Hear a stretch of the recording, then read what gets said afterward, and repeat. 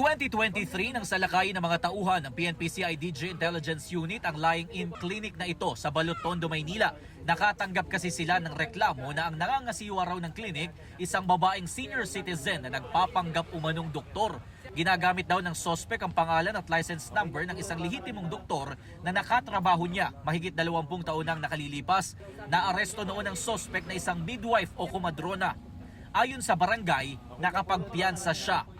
Ngayon, siya rin umano ang nagpakilalang doktor at tumuli sa 10 taong gulang na si Nathan Aquin nitong May 17. Wala pang isang oras sa klinik, namatay ang bata. Ayon sa barangay, matagal nang walang permit ang klinik.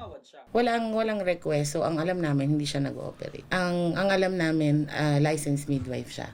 Pero doktor hindi. Kinumpirma rin ng nanay ng bata na si Marjorie na ang babaeng nahuli noong 2023 at ang babae na nagpakilalang doktor at tumuli sa anak ay iisa. Nakatuklasan niya lang daw online ng clinic dahil assistant doon ang isa sa kanyang mga kakilala. Sinabi pa raw sa kanya na 3 na ang kanilang natuli noong araw na yon. Sa halagang 1,200 pesos, napapayag si Marjorie na doon ipatuli ang anak. Bago tuliin, tinurukan daw ng anesthesia ang kanyang anak na ayon sa assistant sa clinic ay nasa 20cc ang dose.